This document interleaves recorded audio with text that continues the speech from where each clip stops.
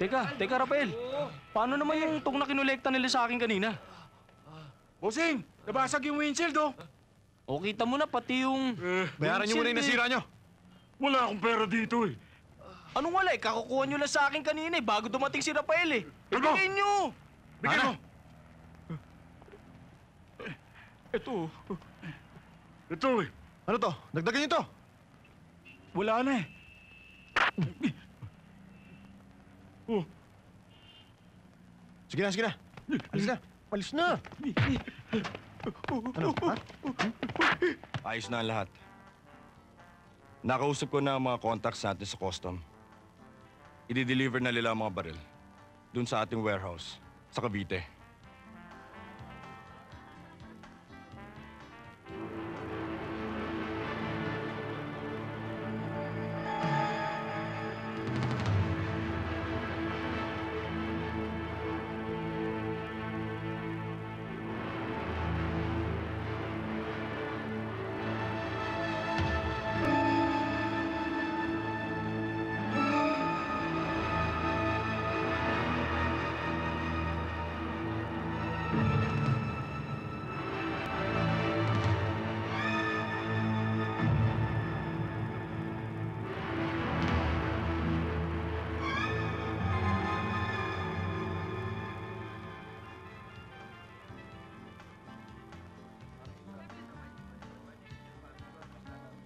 Hi. Hi. Are you enjoying the party? Sure. By the way, I'm Violi. Violi Segovia. And you are? I'm Rafael. Rafael Enriquez. Mukhang nag-iisa ka yata, Rafael. Actually, pinapunta lang ako dito ng uncle ko kasi kababata siya nung papa mo. Talaga? Yeah, pati yung parents ko, magkakaibigan sila. O ba't hindi mo yata sila kasama ngayon? I'm sure nandito sila ngayon. Ha? I mean, in spirit, matagal na silang patay. I'm sorry. Be only for a while. Excuse me. Sure.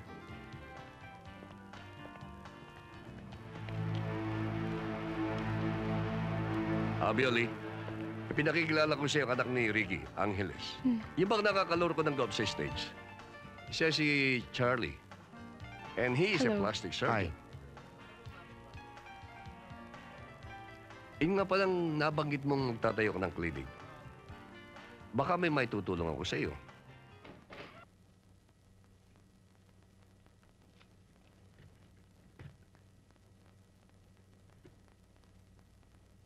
Maaasahan talaga kita, Rafael.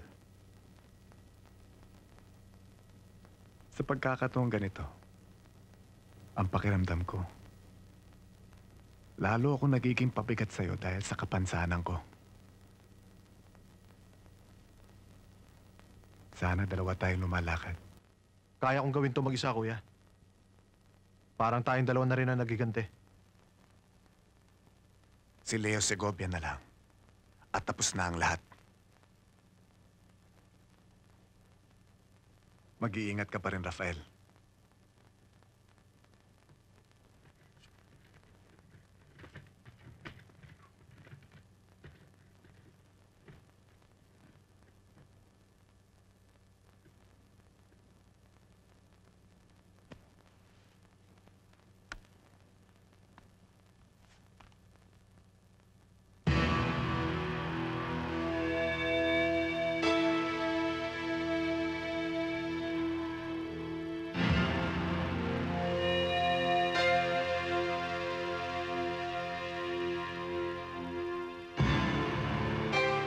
Nag-enjoy na sana ako dito eh. Pero dahil dun sa walang kaluluwang bumaril sa Uncle Kevin ko, nagulong isip ko. Para tuloy gusto ko nang bumalik sa San Francisco.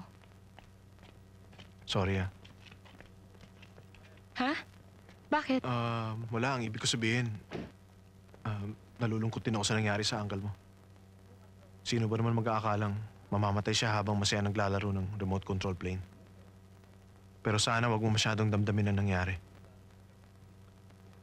Diyos na ang bahala sa pumatay sa kanya. Thank you for the concern.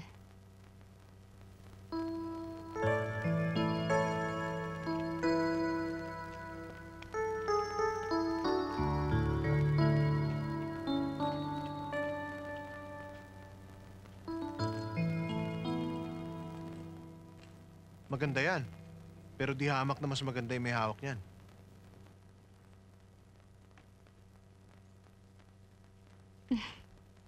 Hi, Violi. Rafael! Ginulat mo naman ako. What are you doing here? Wala lang.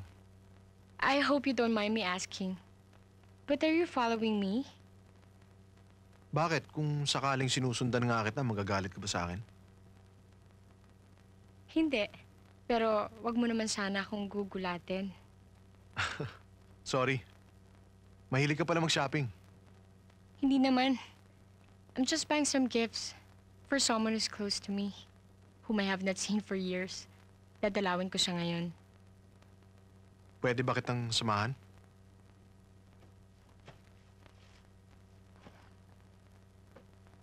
Kay bilis talaga ng panahon, Violi. Biro mo, parang kailan lang. Halos ayaw mong kumula sa pagkakayakap sa akin nung hinatid ko kayo ng papa mo sa airport. Ngayon tingnan mo, dalagang-dalaga ka na at napakaganda pa. Mabuti naman naalala mo ko. Makakalimutan ko ba naman kayo, Yaya Saling? Simula nang mamatay si Mama, kayo nang kinilala kong nanay. Walang balita sa dyaryo tungkol sa nangyari. Mukhang may news blackout. Buhay pa si Segovia, kuya. Ang masakit, nagkaroon na ako ng pagkakataon. Hindi ko pa siya napatay. Palibhasa. Masamang damo talaga. Maghintay muna tayo. Baka naman nasunog na yon nang sumabog ang kotse niya. Iba ang kutob ko, Chong. Alam ko buhay pa si Segovia. At sigurado akong naghihirap siya ngayon. Handa na ho lahat para sa inyong operasyon, Don Segovia.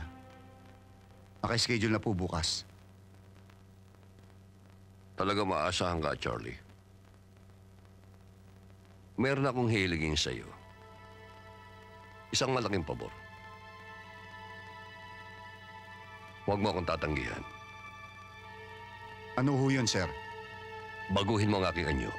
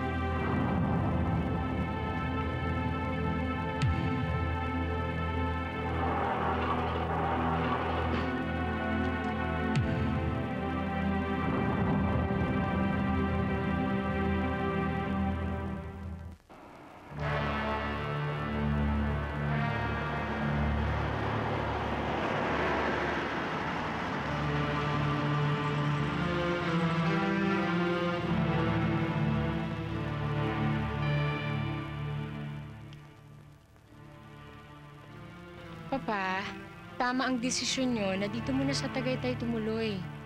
Habang hindi pa nahuling assassin. Ako nang bahala makipag-coordinate sa mga pulis. Huwag na, Iha. Gusto kong maging lihim ang pagkawala ko pansamantala. Si Jerry na muna ang bahalang humarap sa mga otoridad. Charlie, I need full cooperation from you and your staff. Yes, Don Segovia.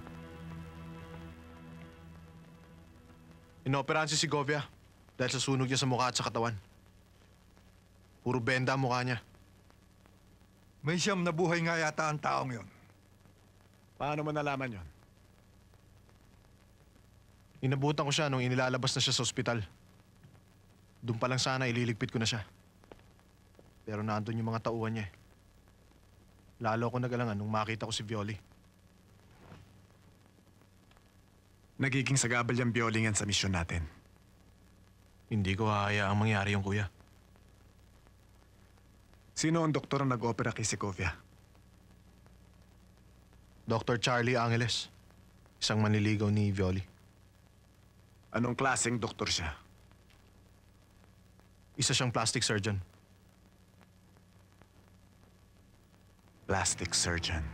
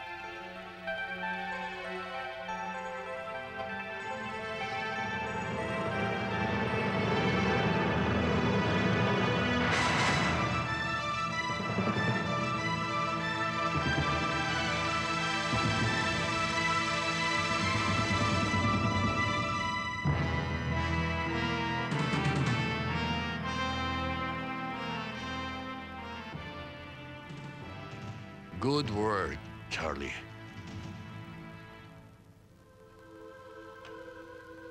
Pa? Ako nga, Iha. Bakit nagkaganyan ang mukha niyo? Charlie? Ano ibig sabihin nito? Kagustuhan ko ito, Iha. Pero bakit, Papa? Sinisiguro ko lamang ang kaligtasan ng ating pamilya. Pero huwag kang mag-alala. Pangsamantala lamang ito. Oras na mahuli ang nagtangka sa aking buhay. Ibabalik ni Charlie ang dati kong anyo.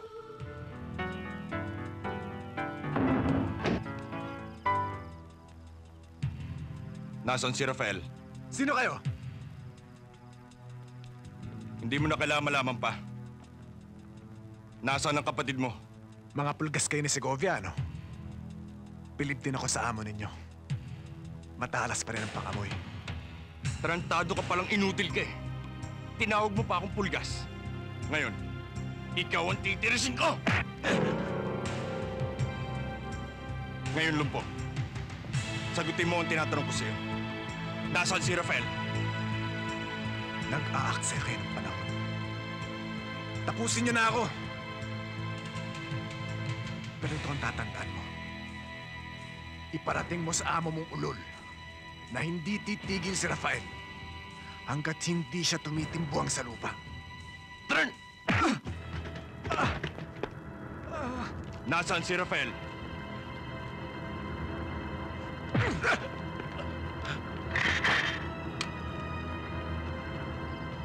Roman!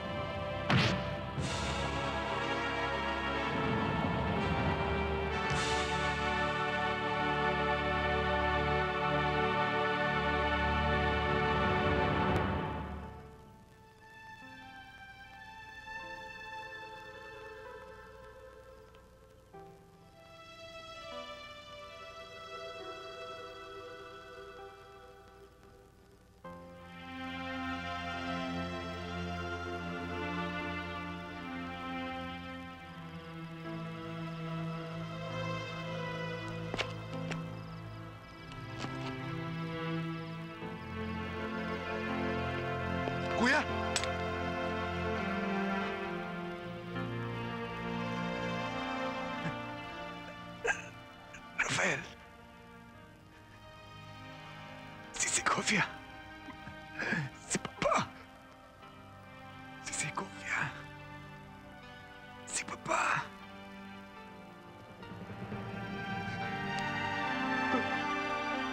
Kuya. Kuya. Rafael, pinikap ako ng mga pulis. Na-trace na galing sa gun store namin ang baril na ginamit sa pagpatay sa mga tao. Pero nagsinungaling ako. Sinabi kong matagal nang nawala yon. Pero binigay ko sa yung baril na tinutukoy nila. Rafael, saan mo ba talaga ginamit yon? At sino ang mga taong napatay? Wala ka nang dapat pang sabihin sa kanila. Kung ginawa mo yon dahil sa pagkamatay ng iyong kuya at tsuhin mo, nagkakamali ka. Hindi ka pwedeng pumatay ng ganun-ganun na lang. May batas tayo na Batas? Batas ng Diyos ang pinangahawakan ko. At mga demonyong tinutumba ko. Noon, pinatay nila mga magulang ko. Ngayon, pati si Kuya at si Tio Romal. Panahon na para tapusin kong kasama nila. Naluloko ka na ba? Siguro nga. Pero matagal na ako nagtiis at naghintay para sa pagkakataong ito. Hindi ko na to kayang palagpasin pa. Hello? Segovia, siguro naman alam mo kung sino ako. Ikaw si Rafael Reyes. Bunsong anak ng matalik kong kaibigan si Miguel. Anong kailangan mo? Pagbabayaran mo ang lahat ng ginawa mo sa pamilya ko. Nasa akin ang kahit sa isang anak mo. At gusto ko, ikaw mismo ang tumubo sa kanya. Ang lakas ng loob mong banggain ako, iho? At nakuha mo pang gamitin ng anak ko. Hindi mo ko kaya. Itutulad lamang kita sa mga magulang mo. At sa kapatid mong inutil. Saan ko kayo matatagpuan? Nandito kami sa isang abandoned building sa Tanay. Wala akong pakialam kung dali mo lahat ng kampon mo. Mapatay man nila ako. Sinisiguro ko sa'yo. Sabay tayong ibabaon sa hukay.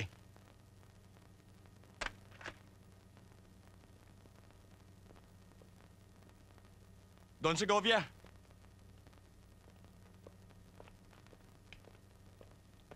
May problema ho tayo. Hostage ni Rafael Sivioli. Alam ko na. At hindi problema si Violi. Ang importante, mailigpit ninyo si Rafael. Pero paano ho anak nyo? Baka pati siya'y madamay. Wala akong pakialam. Kung kinakailangan, patayin nyo na rin siya. Gawin ninyo! Ha? Pero bakit? Hindi ko siya tunay na anak. Palaki ko lamang siya. Sayang nga hindi ko siya napagnabangan sa kama. Pero hindi na mahalaga yun. Ang importante, ang kaligtasan ko. Hanggat nabubuhay si Rafael, nasa balag ako ng alanganin. Kaya kinakailangan burahin niyo siya sa mundo.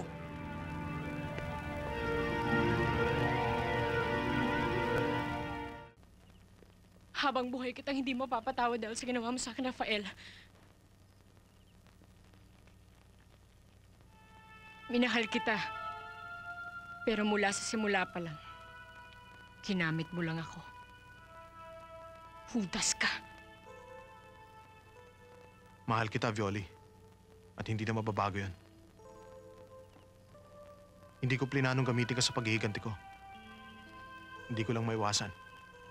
Pagmamahal bang ginagawa mo sa akin ngayon? Patawarin mo ako. Nilagay ko ang buhay mo sa peligro. Pero napakalaki ng kasalanan ng papa mo sa akin. At ikaw lang ang paraan para makalapit ako sa kanya. Alam ko nagbago siya ng mukha. Ituro mo siya sa akin. Bakit ko gagawin yun? Paano ka nakakasigurong siya nga ituturo ko sa'yo? Hindi mo ba naisip na pwede rin kitang lukuhin tulad ng ginawa mo sa akin? Hindi kita masisisi kung bakit puro galit ang nasa dibdib mo ngayon. Kung kaya't sarado ang isip mo. Pero oras na malaman mo ang katotohanan, maunawaan mo kung bakit nangyayari ang lahat ng ito. Hindi pala. Gagamitin ka lang pala niya sa masasama niyang balak. Sino ang tunay kong ama? Patay na siya. Katulad din ng mga magulang ni Rafael. Pinatay siya ni Don Segovia. Nakiusap lang ang mama mo. Nabuhayin ka at ako. Kapalit ng habang buhay niyang pagpapaalipin sa kagustuhan ni Don Segovia. Pero, hindi niya nakayanan ng lahat. Namatay siya sa sama ng loob.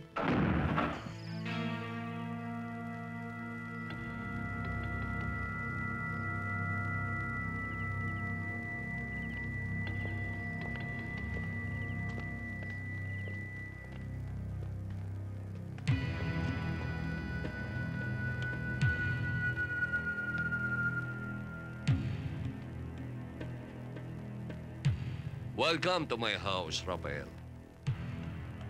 Tuloy ka.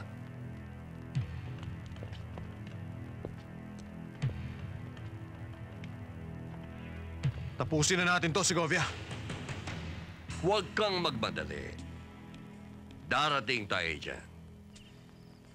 Alam kong matagal mo nang hinihintay ang pagkakataong ito. Pero, relax. Enjoy the moment. Bioli, anak, bigyan mo ng mainom ang bisita. Huwag mo kong tawaging anak. Dahil hindi kita ama. Asal hayop ka. Thank you for the compliment, Iha. Talagang asal hayop ako. Pero hanggang doon lamang ang pagkakapareho namin. Dahil meron nga rin silang utak. Pero ang kaibahan namin, alam kong gamitin ito. Gumagamit din ng utak ang hayop, Segovia. Iniisip nila kung paano mabuhay. Di katulad mo. Walang laman ang utak mo kundi ang pumatay. Pinapatay ko ang mga sagabal sa plano ko. Masyadong magaling ang ama mong si Miguel. Kaya kinakailangan mawala siya sa mundo. Hindi rin naibigay ng mahal mong ina ang kagustuhan ko. Kaya't isinama ko na rin siya sa pinakamamahal niyang asawa. Maswerte lamang kayong magkapatid eh. Dahil hindi niyo pa oras ng gabing yon. Isa lamang ang kinahantungan ng mga hadlang sa akin. Dahil walang sino mang makapipigil sa kagustuhan ko. Diyan ka nagkamali. Hindi lahat ng araw ay panahon ng tagsibol. Dumarating din ang panahon ng taglagas. Tapos na ang bagsak ng swerte sa'yo. Araw na ng kawalan. Kaya matinding hirap ang daranasin mo ngayon. Bilang kabayaran sa bawat patak ng dugong nasa iyong mga kamay. Sinisigaw na ni Satanas sa pangalan mo. Kaya ihahatid ka na ng bala ko sa impyerno! Unon!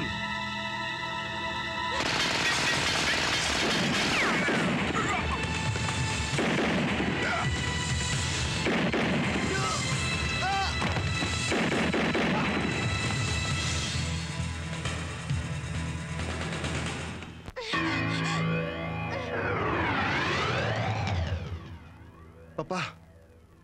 Rafael, anak. Mukha ng ama ni Rafael ang ginaya mo. Anong ginawa mo? Bakit pa ko pa? Simple lang, Rafael. Alam ko kung gaano mo kamahal ang iyong ama. At kailanman ay hindi mo magagawang saktan siya.